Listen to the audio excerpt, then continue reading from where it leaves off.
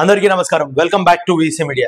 అసలు ఈ రామ్ చరణ్ తర్వాత ప్రొడ్యూసర్ శిరీష్, అసలు ఈ ఇష్యూ ఏంది, అసలు దీని మీద అసలు ఏం జరిగింది, అసలు ఎందుకు ఇంత పెద్ద రాద్ధాంతం అవుతుంది అనేది సింపుల్గా ఒక 2 నిమిషాల్లో చెప్తా, క్లారిటీ వినండి.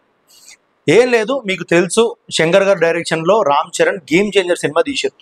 దానికి కొన్ని 100 కోట్లు ఖర్చు పెట్టడం జరిగింది శిరీష్ గారు, దిల్ రాజు గారు.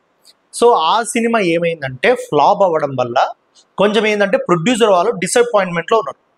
ఆ డిసప్పాయింట్మెంట్ ఎట్లయిపోయిందంటే మొన్న శిరీష్ గారు ఒక ఇంటర్వ్యూలో మాట్లాడేటప్పుడు ఏమన్నారంటే, మేము లాస్ అయినప్పుడు డైరెక్టర్ కానీ రామ్ చరణ్ కానీ ఒక కాల్ కూడా మాకు చేయలేదు, కనీసం కన్సర్న్గా కూడా ఒక కాల్ చేసి ఏంది శిరీష్ గారు ఎట్లుంది అని అడగలేదు అన్నట్టు కొంచెం రామ్ చరణ్ని కించపరిచేటట్టుగా మాట్లాడడం జరిగింది.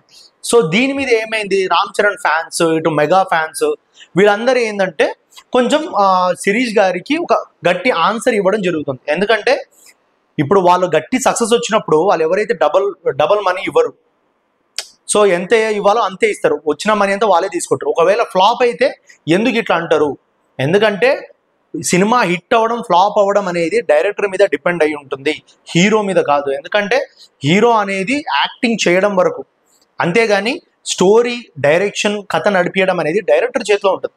సో డైరెక్టర్ కథ సరిగ్గా దాన్ని జనాలకు కనెక్ట్ అయ్యేటట్టు తీయకపోతే అటు హీరో ఏం చేసే అవకాశం ఉండదు.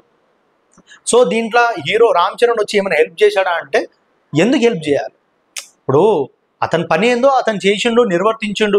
మీరే చెప్పారు Ram Charan is good actor, తను చాలా పేషెన్స్గా ఉన్నాడు. తర్వాత ఒక దిల్ రాజు గారు కూడా నిన్న ఒక ఇంటర్వ్యూలో చెప్పడం జరిగింది, రామ్ చరణ్ ఈ సినిమా గురించి వేరే ఏ సినిమా చేయలేదంట, గేమ్ చేంజర్ అయ్యేదాకా గేమ్ చేంజర్లోనే నేను ఉంటాననేసి వెయిట్ చేశారంట. ఎందుకంటే డైరెక్టర్ శంకర్ గారు ఇండియన్ 2లో బిజీ ఉన్నా కూడా రామ్ చరణ్ వెయిట్ చేయడం జరిగిందంటే ఈ సినిమా గురించి. అంటే ఆయన డెడికేషన్ లెవెల్ ఎంత ఉందో ఆలోచించాడు. సో ఏంటంటే ఆయన కూడా ఏంటంటే ఏదో అనాలని అనలేదు, కించపరచడం అంటే అది కించపరచడం కాదు, ఆయన అనాలని అనలేదు. ఏంటంటే కొంచెం బాధ ఉంటుంది కదా, కొన్ని 100 కోట్లు లాస్ అయినప్పుడు ఒక చిన్న బాధ, ఆ ఎమోషన్లో ఆయన దన్మ నోరు జారడం జరిగింది. దానికి ఫ్యాన్స్ అందరూ గట్టిగా తగులుకున్నారు. Instagram through, social media through, Twitter through అంతా గట్టిగా తగులుకోవడంతో ఇప్పుడు ఆయన కూడా ఒక అపాలజీ లెటర్ ఇవ్వడం జరిగింది, తర్వాత అపాలజీ వీడియో కూడా చేయడం జరిగింది.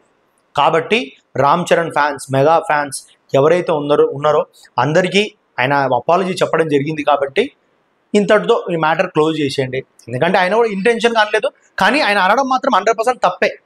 అట్లా అనడం ఎందుకంటే ఫ్యాన్స్ మనోభావాలు దెబ్బతీసినట్టు అవుతుంది, రామ్ చరణ్ కూడా కొంచెం మనోభావాలు దెబ్బతీసినట్టు అవుతుంది. కాబట్టి ఆయన అనడం మాత్రం తప్పు. ఆ ఒక్క మ్యాటర్ పక్క పెడితే, ఎందుకంటే ఇప్పుడు రామ్ చరణ్ ఇప్పుడు ప్రొడ్యూసర్ వాళ్ళకి ఇట్లుంటుందంటే యాజ్ ఎ హీరోగా, యాజ్ ఎ స్టార్ హీరోగా, పెద్ద స్టార్డమ్ ఉన్న హీరోగా ఆయనకు రామ్ చరణ్ గారికి ఫ్లాప్ వస్తే నెక్స్ట్ పెద్ద సినిమా వచ్చేదాకా ఆయన ఫ్లాప్ని మోస్తూనే ఉండాలా లేదా? బయట ఎవరు అడిగినా అరే వచ్చిన సినిమా ఫ్లాప్ అంటారు. కాబట్టి పెద్ద హిట్ కొట్టేదాకా రామ్ చరణ్ గారికి చాలా ప్రెషర్ ఉంటుంది, అది ఆలోచించాలి ఫస్ట్ అందరూ. కాబట్టి ఫ్యాన్స్ అందరూ ఈ టైంలో అందరూ సపోర్టివ్గా ఉండండి, రామ్ చరణ్ గారికి గట్టి సపోర్ట్ ఇచ్చి అసలు గేమ్ చేంజర్ ఫ్లాప్ మర్చిపోయి ఎంత పెద్ద బ్లాక్ బస్టర్ అవుతుందో ఆ దృష్టిలోనే ఉండండి. కాబట్టి ఈ మ్యాటర్ అపాలజీ వచ్చేసింది, మొత్తం కథం అయిపోయింది. కాబట్టి సో ఈ మ్యాటర్ని ఇక్కడితో వదిలేయాల్సిందిగా మా వీసీ మీడియా నుంచి అయితే నేను కోరుకుంటున్నా. కాబట్టి ఎందుకంటే ఇటువంటి ఏదో ఫ్రస్ట్రేషన్లు జరుగుతుంటాయి, ఓకే ఫ్యాన్స్ కూడా దీన్ని రియాక్ట్ అయ్యారు కాబట్టి అక్కడ నుంచి కూడా అపాలజీ వీడియో లెటర్ వచ్చింది, కాబట్టి ఇక్కడితో అయిపోయింది. సో ఇది ఈరోజు వీడియో. మీ అందరికి నచ్చుతున్నా ఆశిస్తున్నా. మీ అందరికి ఈ వీడియో నచ్చినట్టయితే please like, subscribe and share చేయండి, అండ్ మా వీసీ మీడియాని సపోర్ట్ చేయండి. Thank you.